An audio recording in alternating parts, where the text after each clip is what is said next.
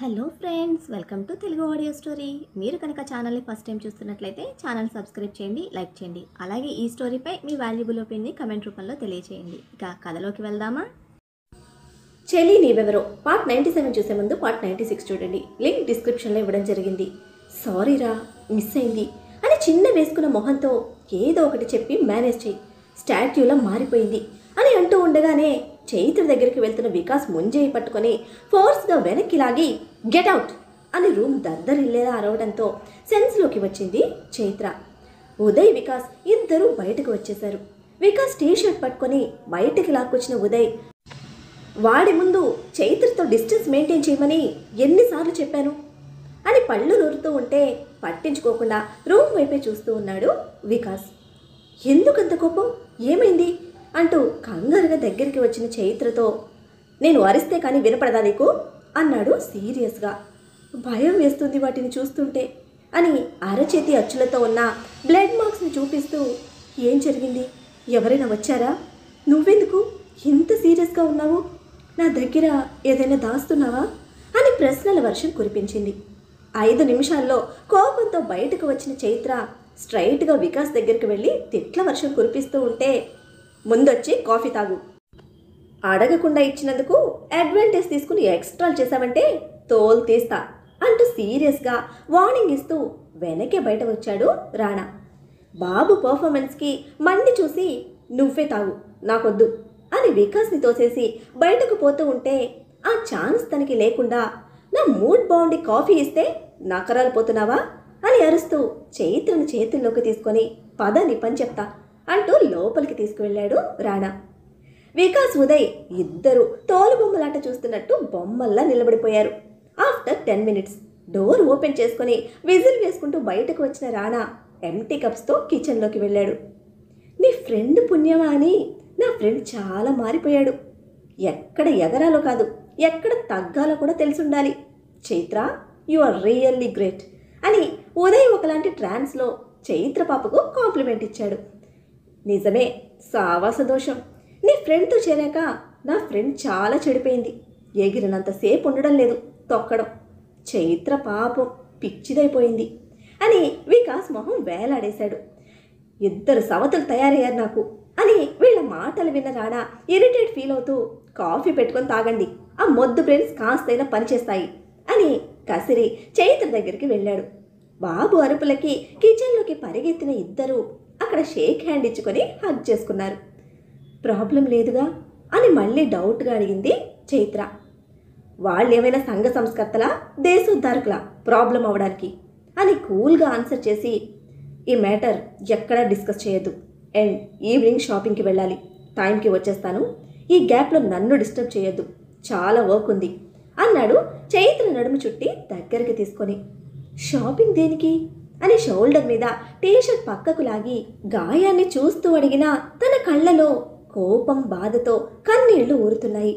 ఇదే వద్దన్నా అంటూ తన టీషర్ట్ సరిచేసుకొని, నీ మొగుడు గొప్ప ఫైటర్, నీ ఏడుపుతో ఆ క్రెడిట్ కడిగేయకు అని చిరుకోపంతో చైత్ర కళ్ళు తుడిచి, వెళ్దామా అని అనడంతో అంటూ బాధగా రాణాను చూసింది. ఇన్ని సంవత్సరాలు ఏడ్చింది ఇంకా సరిపోలేదా, ఇంకా ఎంతకాలం ఏడుస్తావు అని చెప్పిన వినకుండా కన్నీళ్లు పెట్టుకుంటున్న చైత్రను సీరియస్గా చూసి, రా అని తనను వదిలేసి బయటకు వెళ్ళిపోయాడు రాణా. నేను ఏడిస్తే కోపం వచ్చింది, కొంచెం కూడా నాకు తెలియకుండా ఎంత చేసేశాడు, నేను మాత్రం ఏం అడగకూడదు అని కళ్ళు తుడుచుకుంటూ వెనక్కి బయటకు వచ్చిన చైత్రకు ఉదయ్, వికాస్ హ్యాండ్స్ ఫోల్డ్ చేసుకుని తన కోసమే వెయిట్ చేస్తూ కనిపించారు. మాట్లాడడం ఇష్టం లేనట్టు తల తిప్పుకొని వెళ్ళిపోతున్న చైత్ర హ్యాండ్ పట్టుకున్నాడు వికాస్. ప్రాబ్లం ఏమీ లేదు చైత్ర, నీ డెవిల్తో పెట్టుకున్న వాళ్ళకే ప్రాబ్లం. నీ ఫైటింగ్లో నువ్వు ఎంత స్ట్రాంగ్గా మొండిగా నిలబడ్డావో అంతే స్ట్రాంగ్గా రాణా మీద నమ్మకం ఉంచు. నీ ప్రతి ప్రశ్నకి ఆన్సర్ నీ ముందుంచుతాడు. నువ్వు ఇలా భయపడి ఏడిస్తే మాత్రం తను మెంటల్గా చాలా డిస్టర్బ్ అవుతాడు. ఆ తర్వాత రిజల్ట్ ఎలా ఉంటుందో నేను చెప్పనవసరం లేదు, ఇక నీ ఇష్టం అని హెచ్చరించి వెళ్ళిపోయాడు వికాస్. ఇద్దరిది ఒకే కైండ్ ఆఫ్ మైండ్ సెట్. వాడు హార్డ్గా కోపంగా చెప్తే వీడు సాఫ్ట్గా కన్విన్సింగ్గా చెప్తాడు. ఒకే ఇంట్లో పుడితే బాగుండేది, పొరపాటున వేరే వేరే ఇళ్లలో పుట్టారు అని వెళ్తున్న వికాస్ని చూస్తూ చైత్ర హ్యాండ్ పట్టుకున్నాడు. వెళ్దామా అన్నట్టు. నువ్వు కూడా ఏమైనా చెప్పాలా అని గంటు పెట్టుకున్న మొహంతో ఉదయ్ని చూసింది. నవ్వుతూ చైత్ర షోల్డర్ చుట్టూ చేయి వేసి దగ్గరికి తీసుకొని, యు ఆర్ ఏ ఫైటర్, నీకు చెప్పడానికి ఏముంటుంది అంటూ బయటకు తీసుకొస్తే అప్పటికి స్టార్ట్ చేసిన ఇంజన్ హీట్ ఎక్కిస్తున్న రాణబాబు కోపాన్ని చూస్తూనే సైలెంట్గా కార్ ఎక్కి కూర్చుంది చైత్ర.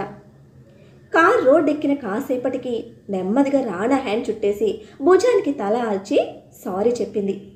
నీ దగ్గరే ఉంచుకొని బోడి సారీ అంటూ చైత్రను సీట్లోకి తోసేశాడు.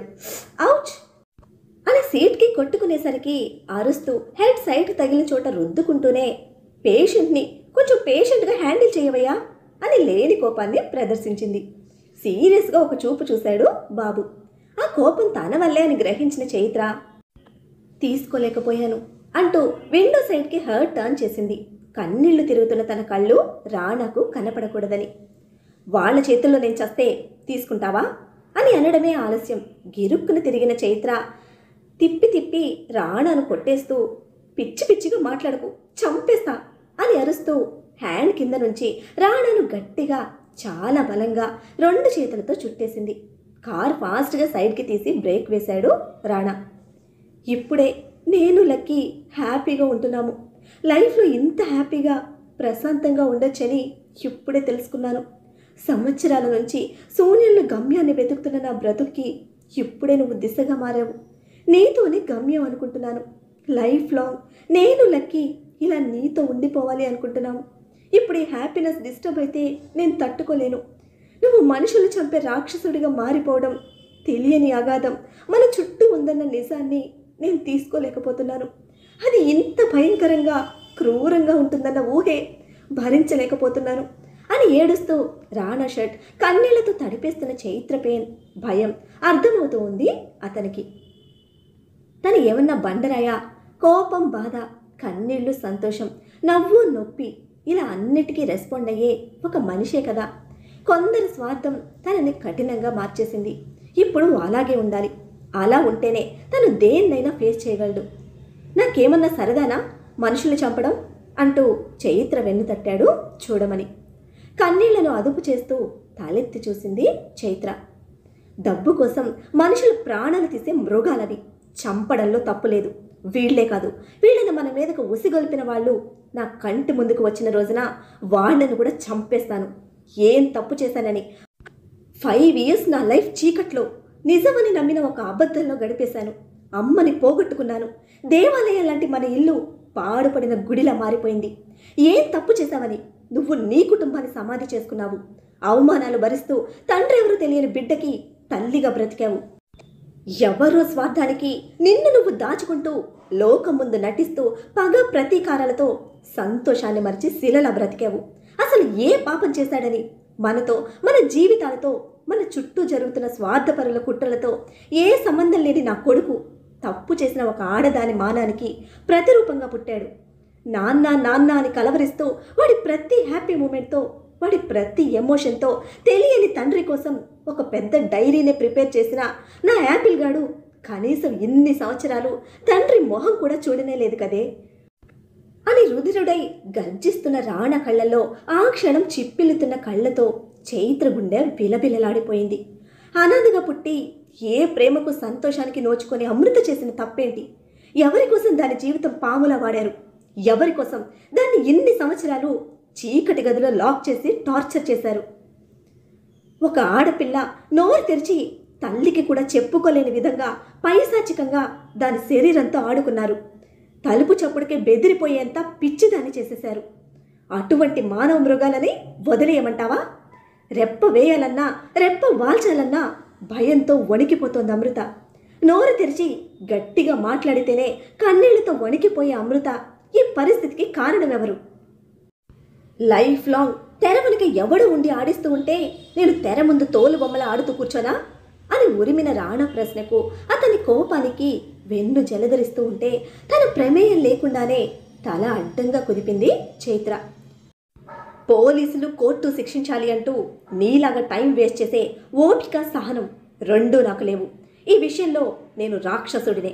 ఎవరైనా వాణ్ణి ఎక్కడున్నా బయటకు లాగుతా, నిలబెట్టి తెగ నరుకుతా. నన్ను మార్చాలని ట్రై చేయకు. మారమని సలహా ఇవ్వకు. నువ్వు నాకు అగెనిస్ట్గా ఆలోచిస్తున్నావన్న ఆలోచన కూడా నేను భరించలేను. Because you are my soul. నాది పోరాటమో పైశాచికతమో నీ ఆలోచనకే వదిలేస్తున్నా. దీనిలో నేను ఎవ్వరి సపోర్ట్ ఎక్స్పెక్ట్ చేయడం లేదు. బట్ నీ నుంచి మోటివేషన్ కోరుకుంటున్నా.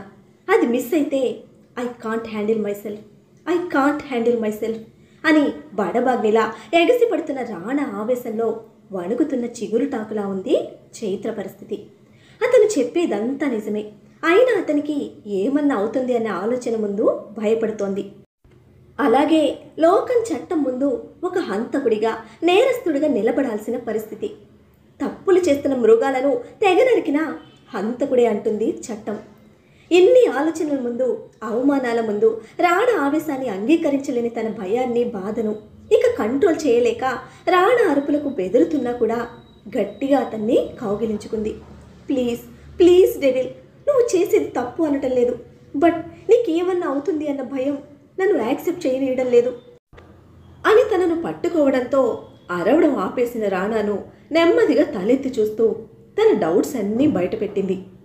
నేను ఆల్రెడీ కమిషనర్తో మాట్లాడాను అని చైత్ర చేతులు విడిపించుకొని, డౌట్స్ ఉంటే డిస్కస్ చేయి, అవాయిడ్ చేసి నా కోపాన్ని పెంచకు అన్నాడు సీరియస్గా. అడిగినందుకే ఇంతగా అరిచావు, ఇంకా డిస్కషన్ అంటే అని క్వశ్చన్ చేసి మళ్ళీ బాబుని వాటేసుకుంది. చేయాల్సిన రచ్చంతా చేసి ఎందుకే నన్ను కూల్ చేయడానికి ట్రై చేస్తావు అని చేతులను విసురుగా వెనక్కి తోసి ఏడ్చి ఎర్ర దొండ పండులా మారిన ముఖాన్ని బాబు కసరడంతో ముడిచి చూస్తున్న చైత్రను సీరియస్గా చూస్తూ కార్ స్టార్ట్ చేశాడు రాణా. డెవిల్ సార్ కోపానికి ఇక కదపడం ఇష్టం లేక ముఖం తిప్పేసి కిటికీకి కళ్ళప్పగించింది. తనని పిలవలేదు, బట్ రేపటి సిచ్యువేషన్కి ముందుగానే ప్రిపేర్ చేయాల్సిన అవసరం ఉందనుకున్నాడు. అందుకే ఇది ఇక్కడితో ఆగకపోవచ్చు, మళ్ళీ రిపీట్ అవ్వచ్చు. ఈ ప్లేస్లో రేపు ఎవ్వరైనా ఉండొచ్చు. ఇన్ని సంవత్సరాలు మన జీవితాన్ని వాళ్ళ చేతుల్లో పెట్టుకొని ఇష్టానికి ఆడుకున్న వాళ్ళు ఎవరైనా సరే, నా చేతికి దొరికిన మరుక్షణం వాళ్ళని ఎలా ట్రీట్ చేస్తానో నాకే తెలియదు. ఆ ప్లేస్లో వికాస్ ఉన్నా సరే నా డెసిషన్ మారదు అని బేస్ వాయిస్లో హెచ్చరిస్తున్న రాణా గొంతు నుంచి వికాస్ పేరు రావడమే అదిరిపడి చూసి, ఏం మాట్లాడుతున్నావు, వికాస్ ఎందుకుంటాడు అంది భయం ప్లస్ కోపం కలగలిపిన టెన్షన్తో. ఉంటాడు అనడం లేదు, ఉన్నా కూడా సేమ్ ట్రీట్మెంట్ అని చైత్ర కళ్ళల్లో కనిపిస్తున్న సందేహాలన్నిటికీ ఒక్కటి ఆన్సర్గా ఇచ్చి ప్రిపేర్ యువర్ సెల్ఫ్ అన్నాడు నిక్కచ్చిగా, ఎటువంటి ఫీలింగ్ లేని ఫేస్తో. ఏం మాట్లాడుతున్నావో అర్థమవుతుందా అని సీరియస్గా ప్రశ్నిస్తున్న చైత్ర కళ్ళలో కోపం తెలుస్తూ ఉంది. నువ్వు ఎగ్జాంపుల్గా చెప్పాలనుకున్న వికాస్ పేరు చెప్పకు. ఆ ప్లేస్లో ఉదయ్ కూడా ఉండొచ్చుగా, అలా ఎందుకు చెప్పకూడదు అని రెట్టించి అడిగింది. వాడు నా బెస్ట్ ఫ్రెండ్, చిన్నప్పటి నుండి నాకు బాగా తెలుసు. వాడికి అవసరం లేదు, నిన్ను చెల్లిగా ఫీల్ అవుతాడు అని బాబు ఇచ్చిన ఎక్స్ప్లెనేషన్కి పళ్ళు బిగించి, నేను అదే కదా చెప్పేది, పిచ్చా నీకేమన్నా, వాడు కూడా నా బెస్ట్ ఫ్రెండ్, వాడికి ఎటువంటి అవసరం లేదు, నన్ను ఒక ఫ్రెండ్లా ఫీల్ అవుతాడు, అవసరమైతే ప్రాణమైనా పెడతాడు అని స్థిరంగా చెప్తున్న చైత్ర కళ్ళల్లో స్ట్రాంగ్ ఫీలింగ్కి రాణా పెదవుల మీద ఒక కన్నింగ్ స్మైల్. ఆ నవ్వు చైత్రకు మంట పుట్టించడంతో, ఎందుకు నవ్వుతున్నావు, నీ ఫ్రెండ్ నీకెలానో నా ఫ్రెండ్ నాకు కూడా అలానే, వాడిని డౌట్ చేయడం కాదు, అటువంటి ఆలోచన నీ మైండ్లో ఉన్నా సరే నేను యాక్సెప్ట్ చేయలేను అని సీరియస్గా వార్నింగ్ ఇస్తూ రాణా మీదకు పోయింది. నీ బాయ్ ఫ్రెండ్ గురించి నా బాయ్ ఫ్రెండ్ గురించి ఇప్పుడు డిస్కషన్ చేసి డిబేట్లు పెట్టే ఓపిక తీరిక రెండు నాకు లేవు. వీడుండడు నాకు తెలుసు, వాడు ఉండడు నీకు తెలుసని నువ్వంటున్నావు, ఓకే, బట్ ఎవడున్నా సేమ్ ట్రీట్మెంట్, ఇంకా పెరగొచ్చు కానీ తగ్గదు, ఇదే మైండ్లో పెట్టుకో అని క్లియర్గా చెప్పి డ్రైవింగ్ మీద కాన్సన్ట్రేట్ చేస్తే కనీసం తన ఫీలింగ్స్ 1% కూడా కన్సర్న్ చేయలేదని డెవిల్ బాబు ఈగోకి విసురుగా అతన్ని వదిలి ఉడికిపోతున్న మొహాన్ని విండోకి రాసిచ్చింది. మ్యాన్షన్కి వచ్చే వరకు పాపని కదపలేదు రాణా. కార్ ఆగడమే డోర్ తీసుకుని దిగబోతున్న తనని రెస్ట్ పట్టుకొని మీదకు లాక్కున్నాడు. ఇంకా తగ్గని కోపంతో ఉడికిపోతూ చూసింది. ఫ్యూచర్ ఇలా ఉంటుందని ఎక్స్ప్లెయిన్ చేశాను, ఏదైనా సరే ఆ రోజు ఆర్గ్యుమెంట్స్ ఉండకూడదు, ఇది మైండ్లో ఫిక్స్ చేసుకో అని మళ్ళీ ఒకసారి స్మూత్గా వార్నింగ్ ఇచ్చి, నాకు చాలా వర్క్ ఉంది, బిజీగా ఉంటాను, నా యాపిల్ గాడిని కూడా నేనే చూసుకుంటాను. ఈగోకి పోయి నీ మైండ్ని తగలెట్టుకుంటూ నా మైండ్ కూడా తగలెట్టే ప్రోగ్రామ్స్ పెట్టకుండా తిని మెడిసిన్ వేసుకో, బాడీకి మైండ్కి రెస్ట్ ఇవ్వు. అండ్ మేడం గారి మూడ్ చేంజ్ అయ్యాక నేహ విషయంలో నాకు హెల్ప్ చేయి అని రిక్వెస్ట్ని కూడా డిమాండ్గా ఆర్డర్ వేశాడు బాబు. అయ్యగారి యాటిట్యూడ్కి అప్పటి వరకు కందగడ్డలో ఉన్న మొహాన్ని నేహ పేరు వినడం, అందులోనూ బాబు హెల్ప్ అనడంతోనే క్వశ్చన్ మార్క్ ఎక్స్ప్రెషన్లోకి షిఫ్ట్ చేసి ఏ హెల్ప్ కావాలి అంది మూతి తిప్పుకుని. ఎందుకే నన్ను రెచ్చగొడతావు అని బుగ్గలు నొక్కి పట్టి తన వైపుకు తిప్పుకున్న చైత్ర లిప్స్ని నిమిషాల పాటు కొరుక్కు తినేస్తే పో మంట పుడుతోంది అని రాణ గుండె మీద చేతులు ఆడిస్తున్న తన కోపానికి నవ్వుతూ అందుకున్న లిప్స్ని మళ్ళీ 2 నిమిషాల పాటు స్మూత్గా లిక్ చేస్తూ ఎంగిల్ మందు రాసి మరో లోకంలో విహరిస్తున్న ఫీలింగ్లో వదిలాడు. సిగ్గు ప్లస్ కోపం కలిపిన ఓర చూపుతో ముద్దు పెడితే ముద్దుగా ఉండాలి, ఇలా కారం పూసినట్టు ఉండకూడదు అంది. కోపంతో నువ్వు తిప్పిన మూతిని నేను అదే కోపంతో ప్రాపర్గా సెట్ చేసుకున్నా. ఇక్కడితో ఇది క్లియర్, మళ్ళీ రిపీట్ చేయకు. నువ్వు అడిగిన ముద్దు రాత్రికి బెడ్ మీద చూద్దాంలే అని మళ్ళీ ఏదో అనుపోతున్న చైత్ర లిప్స్ వేళ్లతో నొక్కేసి నీతో కూర్చుంటే నా టైం తినేస్తున్నావు, హెల్ప్ అడిగానని నాతో ఆడుకోవాలని చూస్తే ఇంటి చుట్టూ తిప్పించి కొడతా అని కసిరి నిమిషానికి ఒక షేడ్ మారుస్తున్న బాబుని కళ్ళు పెద్దవి చేసి చూస్తున్న చైత్రను వడిలో సరిగ్గా సెట్ చేసుకొని జాగ్రత్తగా విను అని అనడంతో కాన్సన్ట్రేట్ చేసింది. Uday love and Neha side నుంచి ఉన్న ఫ్రెండ్షిప్ గురించి వాళ్ళిద్దరి మధ్య జరిగింది చెప్పి నేహ అస్సలు యాక్సెప్ట్ చేయడం లేదు, వాడిని చాలా వర్స్ట్ ఫీలింగ్తో చూస్తుంది అని అనడంతో వాళ్ళిద్దరూ లవ్ చేసుకుంటున్నారు అనుకున్నా అని అంది. ఇంకా నమ్మలేని ఒక స్ట్రేంజ్ ఫీల్తో నిశాంత్ మధ్యలో రాకపోయి ఉంటే అదే జరిగేదేమో అన్నాడు రాణా. నిశాంత్ పేరు వినడంతోనే షాక్ కొట్టిన చైత్ర కళ్ళు చిన్నవయ్యాయి. ఏ నిశాంత్ గురించి చెప్తున్నావు అంది అదే షాక్తో. నీ బాయ్ ఫ్రెండ్ తమ్ముడు గురించి అని ఇరిటేటెడ్ ఎక్స్ప్రెషన్తో ఆన్సర్ ఇచ్చి వాడిని నేహ ప్రేమిస్తోంది, వాడికి జాబ్ రిఫర్ చేసినప్పుడు కూడా తన కళ్ళలో వాడి మీద ఫీలింగ్ నేను చూశాను అని అనడంతో దిమ్మెరపోయింది చైత్ర. నువ్వు చెప్పేది నాకు అర్థం కావడం లేదు అని ఫుల్ షాక్తో అడుగుతున్న చైత్ర అసలు వాళ్ళిద్దరికీ ఎప్పుడు కనెక్ట్ అయింది, అసలు నిశాంత్ చెన్నైలోనే లేడు కదా, ఇదంతా ఎప్పుడు జరిగింది అని వరస పెట్టి వేస్తున్న క్వశ్చన్స్కి తన నోరు నొక్కేసి ఆ కథ మన కథ కన్నా ముందే స్టార్ట్ అయింది, అదంతా నైట్ డిస్కస్ చేద్దాం. ఒక్కటైతే నిజం, వాడు అప్పుడు ఇప్పుడు అమృత కోసమే ట్రై చేస్తున్నాడు, అమృత కోసమే నేహతో క్లోజ్గా ఉన్నాడు. అది అర్థం చేసుకోకుండా నేహ పిచ్చిగా ఆలోచిస్తోంది. అదే నాకు నచ్చటం లేదు. నేను మాట్లాడితే ఈ టాపిక్స్ అన్నీ వస్తాయి, నన్ను నేను కంట్రోల్ చేసుకోలేను. నువ్వు ఫస్ట్ అయితే రిలాక్స్ అవ్వు, ఆఫ్టర్ దట్ నేహతో నెమ్మదిగా క్లోజ్ అవ్వు. అండ్ ఈవినింగ్కి అమృతతో సహా అందరూ షాపింగ్కి వెళ్ళాలి, దానికి ప్రిపేర్ చేయి అని వరుసగా ఆర్డర్స్ వేసి కొయ్యబారి చూస్తున్న చైత్రను అర్థమైందా అని అడిగితే కొండపల్లి బొమ్మల ఏదో లోకల్లో ఉన్నట్టు తలూపిన తనని సీట్లోకి షిఫ్ట్ చేసి కార్ దిగాడు రాణా. భూమి గుండ్రంగా తిరుగుతుంది అనేది ఫస్ట్ టైం కదలకుండా కూర్చొని ఫీల్ అవుతున్న చైత్ర పాప కారు దిగడం కూడా మర్చిపోయింది, డెబిల్ బాబు ఇచ్చిన వరస షాక్లతో. మరి నిశాంత్ ఇచ్చిన షాక్ చైత్రకే కాక నేహకు కూడా తగలనుందా? పాపం నేహ పరిస్థితి ఏమిటి? ఈవినింగ్ షాపింగ్ కోసం డెవిల్ బాబు ఎందుకు అంత ఫోర్స్ చేస్తున్నాడు? ఇంకో ప్లాన్ ఏదైనా ఎగ్జిక్యూట్ కానుందా? రాణా వికాస్ మీద ఎందుకు డౌట్ పడుతున్నాడు? అసలు ఏం జరుగుతుందో తెలుసుకోవాలంటే నెక్స్ట్ ఎపిసోడ్ని ఫాలో చేయండి. అలానే ఈ ఎపిసోడ్ని లైక్ చేయడం మాత్రం మర్చిపోకండి. Bye friends.